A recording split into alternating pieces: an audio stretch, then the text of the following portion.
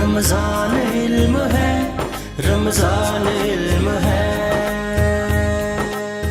بسم اللہ الرحمن الرحیم، السلام علیکم ورحمۃ اللہ۔ ایک بار پھر آپ سب کو خوش آمدید کہتے ہیں۔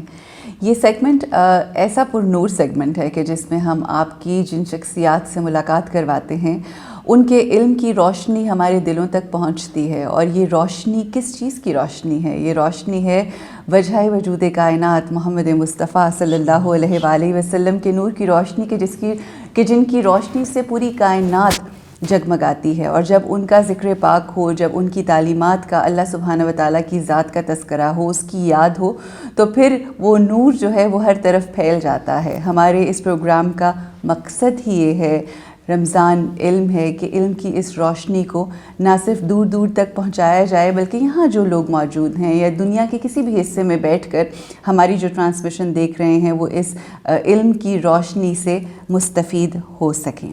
خواتین حضرات، جیسا کہ میں نے کہا کہ پرنور شخصیات سے آپ کی ملاقات ہوتی ہے، ایک ایسی شخصیت آج ہمارے ساتھ موجود ہیں، ایک ایسا نام کہ جنہوں نے اپنی زندگی میں اوڑھنا بچھونا نام محمد مصطفیٰ صلی اللہ علیہ وآلہ وسلم کو بنا لیا۔ اور اگر میں یوں کہوں کہ ایسے لوگ چنے ہوئے ہوتے ہیں رب کی ذات کی طرف سے، وہ اللہ کو بہت محبوب ہوتے ہیں، وہ لوگ جو اس کے محبوب کا تذکرہ کرتے ہیں۔ ایک ایسی شخصیت ہمارے ساتھ ڈاکٹر طارق شریف زادہ صاحب۔ السلام علیکم۔ وعلیکم السلام ورحمۃ اللہ۔ کیسے ہیں ڈاکٹر صاحب آپ؟ الحمدللہ، اللہ کا بڑا احسان۔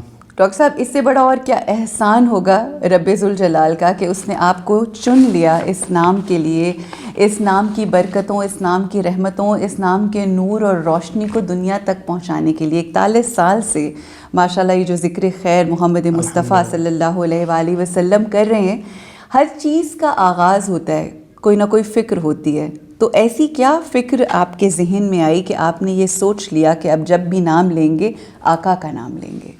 بسم رب محمد کریم علیہ الصلاۃ والتسلیم۔ سب سے پہلے تو آپ کا اور قاسم علی شاہ فاؤنڈیشن کے سارے ذمہ داران کا بہت شکریہ۔ ہمیشہ ہی یہاں آ کے اور مختلف عنوانات پہ گفتگو کر کے ایک دو طرفہ قسم کی محبت جو ہے وہ ملتی بھی ہے اور ایک خوشی کا احساس ہوتا ہے۔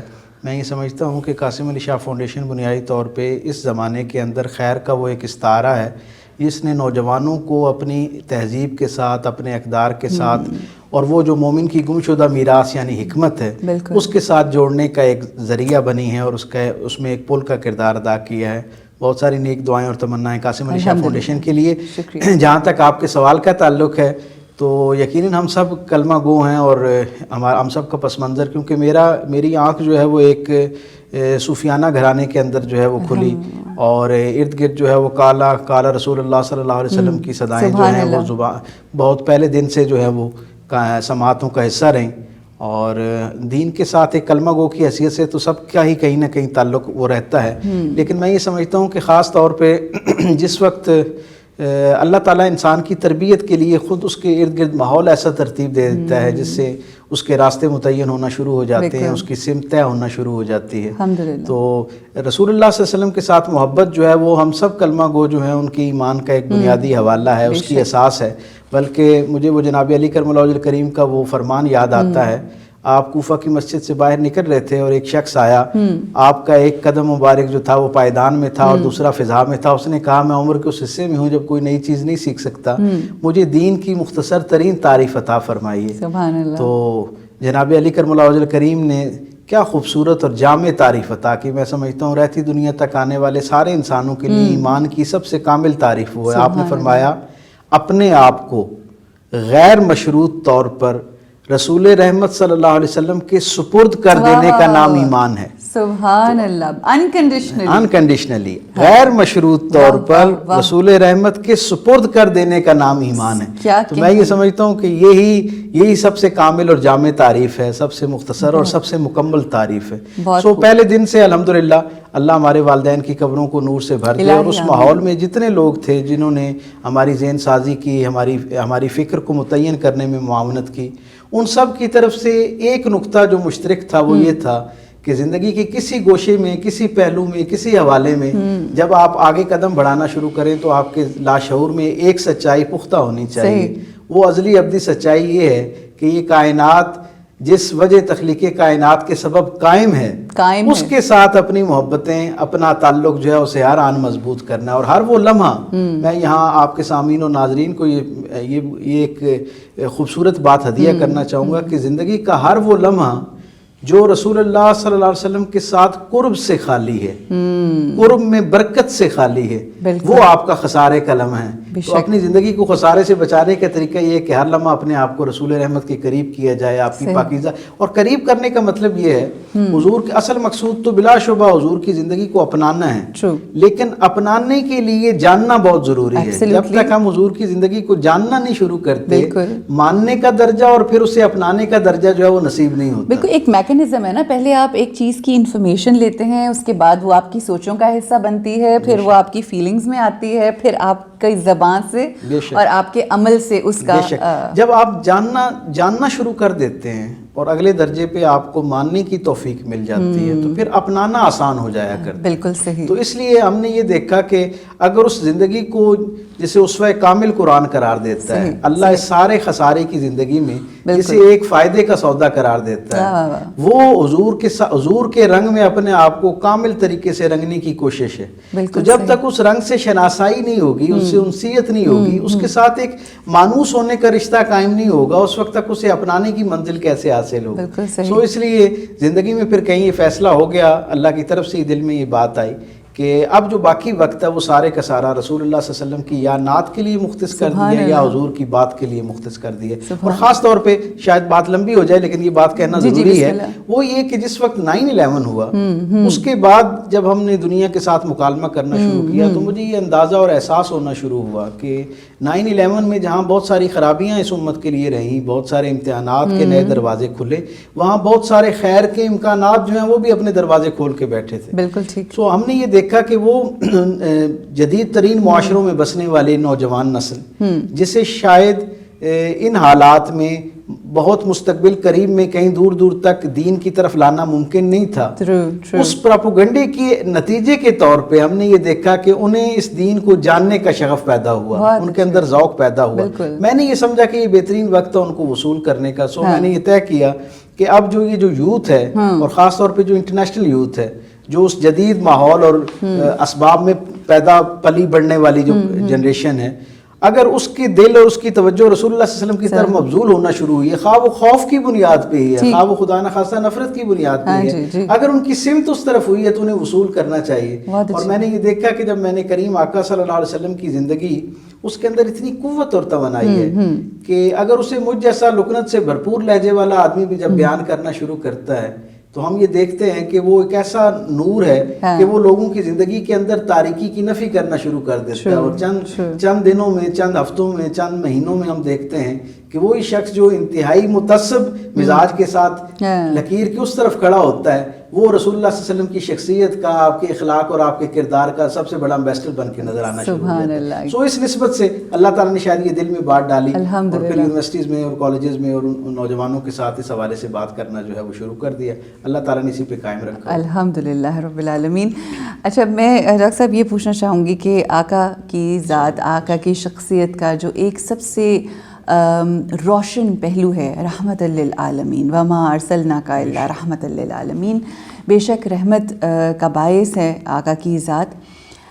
سب سے امپورٹنٹ چیز جب آپ سیرت کی بھی بات کرتے ہیں اور آپ نے کہا عمل بہت ضروری ہے، تو آج کی جو امت ہے اسپیشلی، جیسے آپ نے کہا فوکس میرا یوتھ ہے بیکاز اسی نے آگے لے کر چلنا ہے، تو یہ جو رحمت کا پہلو ہے یہ ان کی ذات کی حد تک تو نہیں ہے. نہیں ہے سے میری مراد یہ ہے کہ جب آقا کی روشنی لے کے ہم اپنی زندگی کو آگے بڑھنا چاہتے ہیں تو یوتھ کو آج کل کی یہ والا پہلو کہ ان کی ذات لوگوں کے لیے رحمت کا باعث بنے، نہ کہ زحمت کا باعث بنے. کیا فرمائیے گا؟ بالکل صحیح آپ نے کہا. رسول اللہ صلی اللہ علیہ وسلم کی شخصیت کے بہت سارے حوالے ہیں، لیکن وہ حضرت جعفر طیار کا وہ فقرہ مجھے یاد آتا ہے جب ان سے یہودی علماء نے یہ سوال کیا کہ اللہ نے آج تک جتنے نبی بھیجے ان کے ساتھ ان پہ جو کلام کا نزول ہوا، اس کلام میں اللہ اپنے نبی کو مختلف ناموں سے پکارتا ہے، القابات سے پکارتا ہے، اور ان میں سے کوئی ایک لقب ایسا ہوتا ہے جو اس شخصیت کا، اس نبی کی شخصیت کا مکمل احاطہ کرتا ہوا نظر آتا ہے. آپ کے رسول پہ جو کلام اترا اس کلام میں کوئی ایسا لقب، کوئی ایسا نام، کوئی ایسا کلمہ یا فکرہ موجود ہے جو تمہارے رسول کی پوری شخصیت کا احاطہ کرتا ہو؟ بالکل، تو حضرت جعفر طیار نے کہا کہ ویسے تو قرآن سارے کا سارا ہی حضور کی نعت ہے، حضور کی توصیف اور تعریف سے منزہ اور مصفہ ہے، لیکن وہ کہتے ہیں وہ جو ایک آیت جو میرے رسول صلی اللہ علیہ وسلم کی پوری شخصیت کا احاطہ کرتی ہوئی نظر آتی ہے، وہ آیت سورہ احزاب کی یہ آیت ہے، وَمَا أَرْسَلْنَاكَ إِلَّا رَحْمَةً لِلْعَالَمِينَ، کہ آپ کو سارے عالمین کے لیے اللہ نے رحمت بنا کر بھیجا۔ اور امام حجر اسقلانی نے کیا خوبصورت لکھا کہ یہ جو عالمین ہے اس کی تعریف میں آپ نے کیا خوبصورت بات کی، آپ نے کہا کہ ایک خالق ہے اور خالق کے علاوہ جو کچھ ہے وہ سارے کا سارا عالمین میں ہے۔ گویا اس کا مطلب یہ ہے کہ رسول رحمت صلی اللہ علیہ وسلم کو اللہ نے اپنے علاوہ جتنی مخلوق جو کچھ موجود ہے نا اس سب کے لیے رحمت بنا کر بھیجا۔ سو ہم خوش نصیب اس پہلو سے ہیں کہ رسول اللہ صلی اللہ علیہ وسلم کی شخصیت کی صورت میں اللہ کی رحمت کل جو ہے وہ ہمیں حاصل ہے۔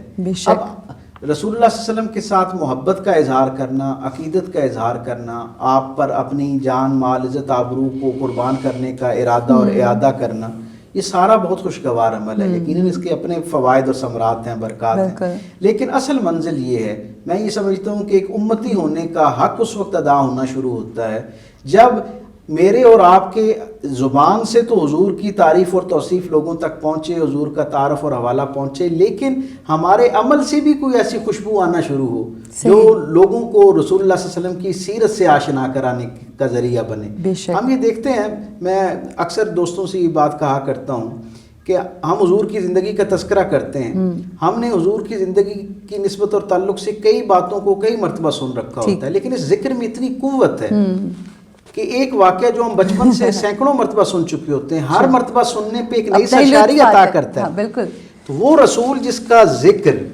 جس کی بات سننے میں اس درجے کی سرشاری عطا کرتی ہے، اس کی بات کو اپنانے سے کس درجے کی سرشاری حاصل ہوتی ہوگی، کسی نے اس کا تصور کیا ہے؟ سبحان اللہ۔ سو بہترین تبلیغ کا، بہترین ابلاغ کا، اور دوسرے لفظوں میں اپنے زمانے کے وہ لوگ جو رسول اللہ صلی اللہ علیہ وسلم کی رحمت سے بظاہر محروم ہیں، جو حضور سے اس طرح آشنا نہیں ہیں، حضور کی محبت سے جن کے قلوب و اذہان ویسے معطر نہیں ہیں جیسے میرے اور آپ کے ہیں، انہیں حضور سے جوڑنے کا سب سے بہترین طریقہ یہ ہو سکتا ہے کہ ان لوگوں کے ساتھ راہ و رسم میں جب وہ لوگ ہم سے معاملات کریں تو ہمارے رویوں میں بھی حضور کے رویوں کی خوشبو آنی چاہیے، سبحان اللہ، ہماری نشست برخاست میں بھی کہیں وہ جھلک نظر آنی چاہیے جو ہم بیان کر رہے ہوتے ہیں۔ شاید یہ حضور کو اپنا ہدیہ سپاس پیش کرنے کا سب سے بہترین طریقہ بھی ہو سکتا ہے، اور یہ تبلیغ کا بھی سب سے بہترین طریقہ ہو سکتا ہے۔ وہ ایک دفعہ امام جعفر صادق علیہ السلام کے پاس ایک شخص آیا تو اس نے کہا کہ میں جا رہا ہوں تو کس طرح سے تبلیغ کروں، انہوں نے کہا کہ تم نے بولنا نہیں ہے، بغیر بولے تبلیغ کرنی ہے، تو وہی بات آپ نے فرمایا کہ تم کوشش کرنا کہ تمہیں بیان کر کے دین پہنچانا نہ پڑے، تمہیں دیکھ کر لوگ دین کو اپنانا شروع کریں۔ اور آج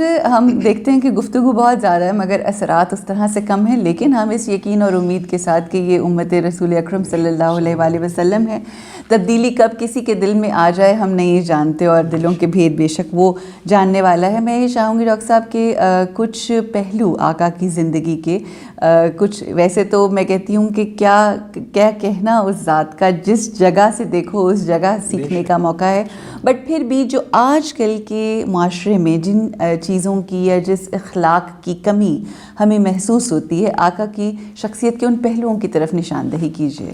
دیکھیں، جو انسانی تاریخ اس بات پر گواہ ہے کہ جیسے جیسے ظاہری زندگی کے اندر سہولیات کی بہتات ہونا شروع ہوتی ہوئی ہمیں نظر آتی ہے، وہ جو ظاہری زندگی کی رونق جب بڑھنا شروع ہوتی ہے تو اندر کی جو دنیا ہے اس کے اندر روشنی کم ہونا شروع ہو جاتی ہے، اور یہ ایک فطری عمل ہم دیکھتے ہیں کہ وہ معاشرے جو ظاہری سہولیات کے اعتبار سے، ترقی کے اعتبار سے انسانی تاریخ کے بہترین دور سے گزر رہے ہیں، جو بہترین حالت میں ہیں، ان کے ہاں محرومی اور بے چینی اور اضطراب اور فرسٹریشن، انزائٹی، اس کا لیول انسانی تاریخ میں سب سے بلند ہے۔ یعنی آپ یہ دیکھیں کیا عجیب خوشگوار ایک تجزیہ ہے کہ وسائل کے اعتبار سے جو معاشرہ انسانی تاریخ کا سب سے بہترین معاشرہ ہے نا، وہ سکون کے اعتبار سے انسانی تاریخ کا سب سے بدترین معاشرہ بنتا جا رہا ہے، اور اس کا سبب یہ ہے کہ اس کے اندر وہ بنیادی انسانی اخلاقی اقدار جو ہیں ان کا فقدان ہونا شروع ہو گیا، اور اس درجے پہ وہ گراوٹ چلی گئی کہ اب وہ ڈھونڈنے سے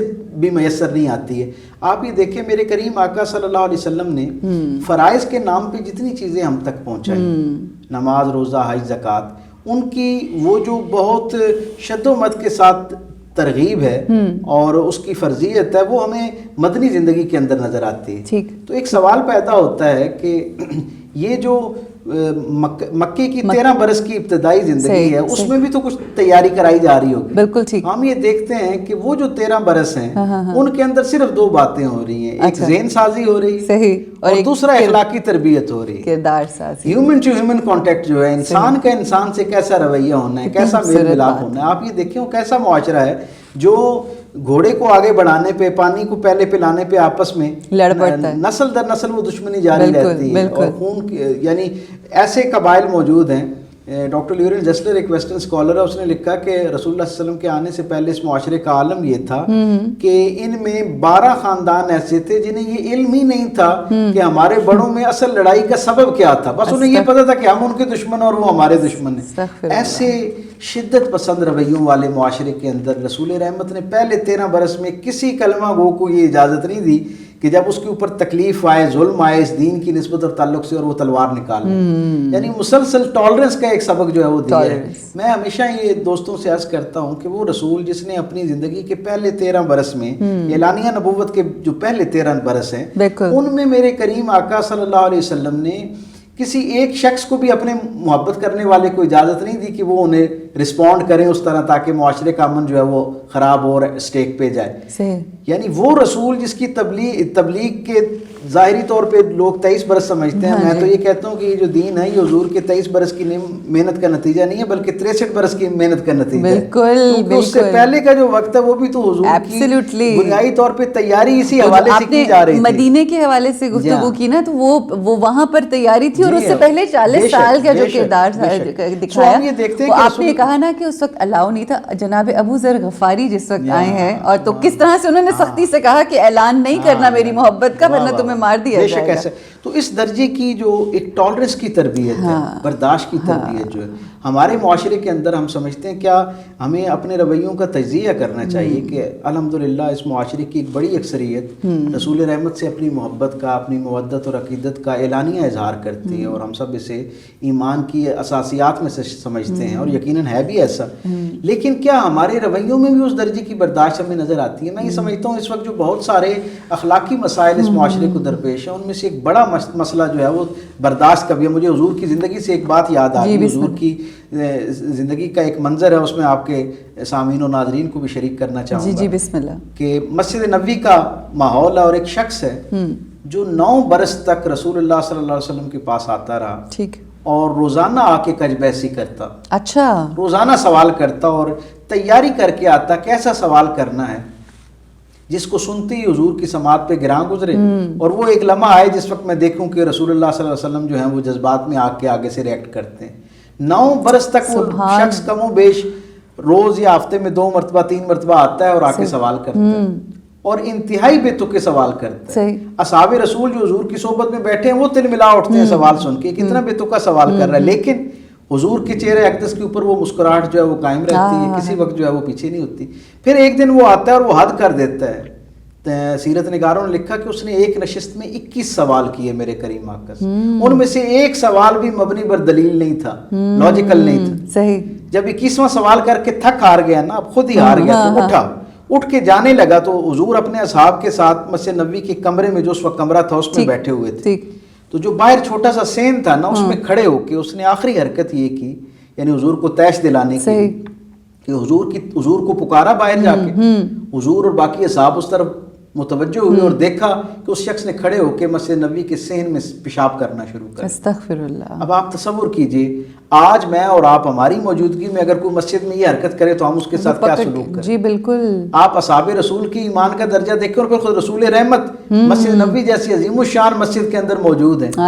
اصحاب اس کو پکڑنے کے لیے دوڑتے ہیں، اٹھتے ہیں تو حضور ان کو روک دیتے ہیں، خود باہر جاتے ہیں، وہ دوڑ جاتا ہے، اور میرے کریم آقا صلی اللہ علیہ وسلم اپنے دونوں ہاتھوں کے ساتھ اس کی پیشاب سے جو ریت گیلی ہوتی ہے اسے خشک ریت سے ڈھانپ دیتے ہیں.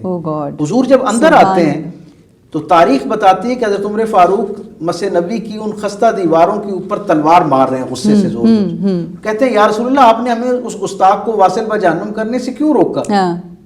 آپ نے کیوں روکا؟ ہم اس کی اس گستاخی کا سبق سکھاتے ہیں.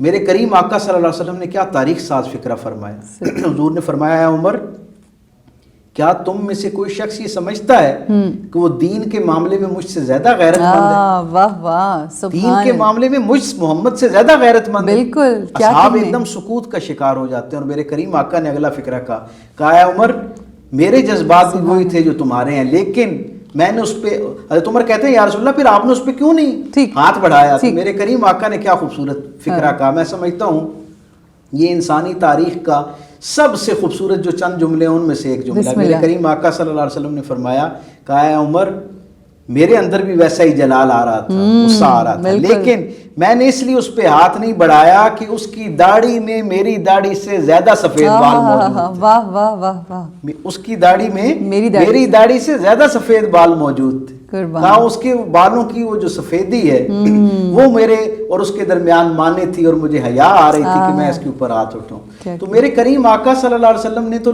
اس دین کے باغیچے کو اس طرح سینچا ہے, لمحہ بلمحہ وہ ٹالرنس کا برداشت اپنی خوبصورت رویوں سے اس عرب معاشرے کے اندر جہاں آپ یہ دیکھیں نا وہ معاشرہ کس طرح کثیف طبیعت کا معاشرہ تھا. میں دوستوں سے یہ کہا کرتا ہوں کہ اللہ نے انسانی تاریخ کے سب سے بدترین معاشرے میں اپنا سب سے بہترین رسول نازل فرمایا. بالکل سب سے بہترین رسول. بالکل بے شک. آپ تصور کیجئے نا ایک ایسا معاشرہ جہاں پر باپ اپنے بیٹے کو چوم نہیں سکتا تھا اپنے دوستوں کے سامنے. بالکل. وہ کئی مہینوں تک تمسخر کرتے تھے لوگ, وہ کہتے تھے یہ تو عورتوں کا کام ہے, ماؤں کا کام ہے بیٹوں کو چومنا, باپ کا کیا کام. اس درجے کی کثافت ان کے دلوں پہ چڑھی تھی, سختی قدر. وہ معاشرہ جس میں اپنے بیٹے کو چومنے کی اجازت نہیں تھی نا, اس معاشرے میں میرے کریم آقا نے دشمنوں کے بیٹوں کو چوم کے دکھایا. سبحان اللہ سبحان اللہ. جہاں اپنی بیٹیوں کو معاشرے میں عزت اعلانیہ عزت دینے کی اجازت نہیں تھی, ماحول نہیں تھا,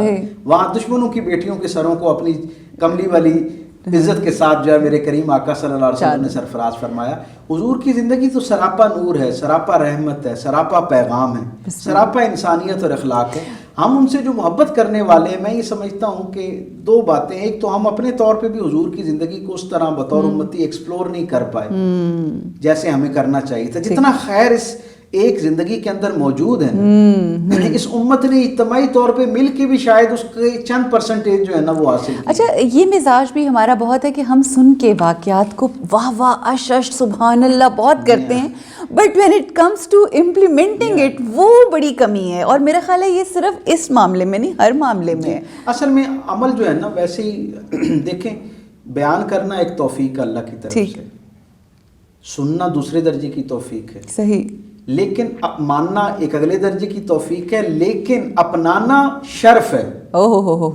سعادت ہے, ایک اگلا درجہ ہے, وہ سعادت ہے, رب کی ذات جسے عطا فرما دے. بے شک. تو یہ اس کے لیے الگ چنیدہ روح ہیں جنہیں اللہ تعالیٰ یہ چنتا ہے. لیکن ہمیں یہ بتایا گیا کہ اس دین کی جو دین میں اللہ کی طرف قربت کا سفر ہے, صحیح, اللہ کی رضا کے حصول کا جو منزل ہے اس کی طرف جو ہماری پیش قدمی ہے, اس کی بہت بنیادی شرط جو ہے وہ رسول اللہ صلی اللہ علیہ وسلم کے ساتھ جہاں محبت ہے, جہاں رسول رحمت صلی اللہ علیہ وسلم کا ادب ہے, اس کے ساتھ اگلا درجہ اطاعت جو ہے وہ بھی ہے. کیونکہ اللہ نے وہ جو کامیابی کا ایک نسخہ ہمیں قرآن میں عطا فرمایا ہے, صحیح, وہ جو حقیقی کامیابی ہے, جو اللہ کی رضا کی منزل ہے, جو اصل میں اللہ کو بندے سے درکار ہے.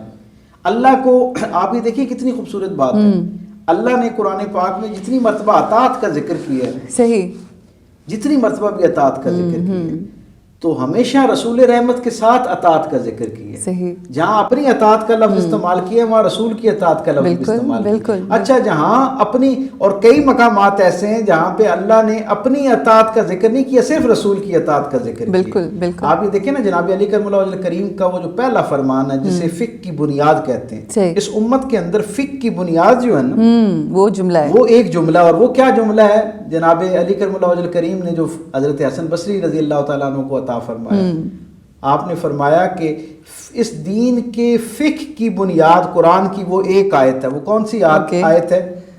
وَمَن يُطِعِ الرَّسُولَ فَقَدْ أَطَاعَ اللَّهَ. بالکل, جس نے رسول کی اطاعت کی در حقیقت صرف اس نے اللہ کی اطاعت. سبحان اللہ سبحان اللہ. اور وہ جیمز پیٹر نے بڑی خوبصورت بات کی, اس نے کہا رسول اللہ صلی اللہ علیہ وسلم کو اللہ تعالیٰ نے ہر نبی کو عزتیں عطا کی, لیکن رسول اللہ صلی اللہ علیہ وسلم کو 3 ایسی منفرد عزتیں عطا کی گئی جو کسی نبی کو بھی نہیں عطا کی. صحیح.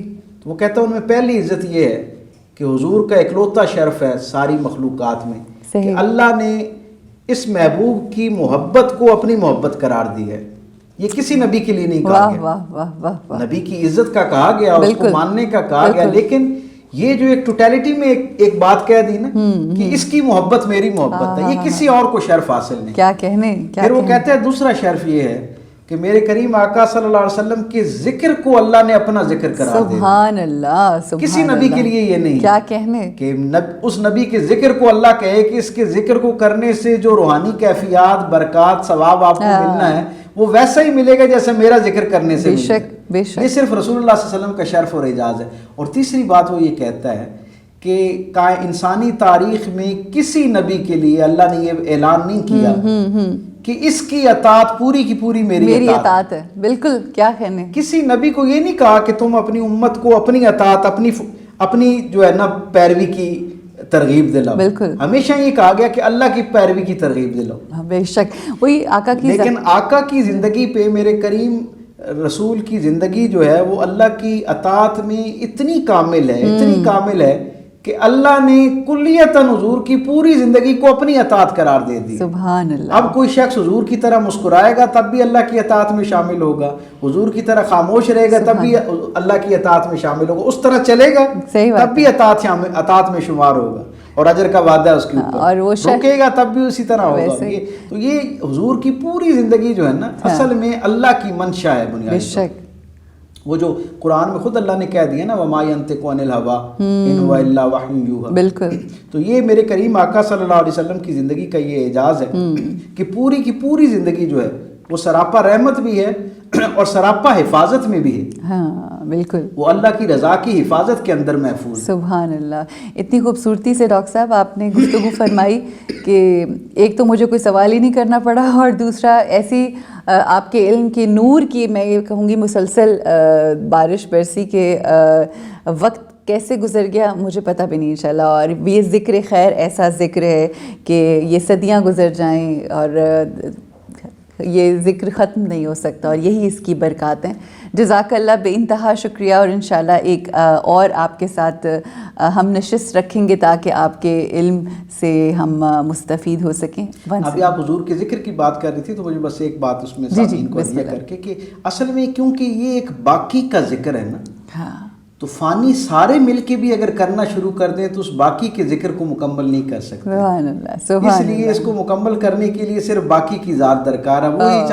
وہی یہ اعلان کر سکتا ہے کہ میں نے آپ کے ذکر کو آپ کے لیے بلند کر دیا. ورفعنا لک ذکرک کا اعلان صرف وہی کر سکتا ہے. اس لیے وہ شاعر نے کہا ہے نا کہ زندگیاں ختم ہوئیں اور قلم ٹوٹ گئے, تیرے اوصاف کا ایک باب بھی پورا نہ ہوا. کیا کہنے. بے شک بے شک.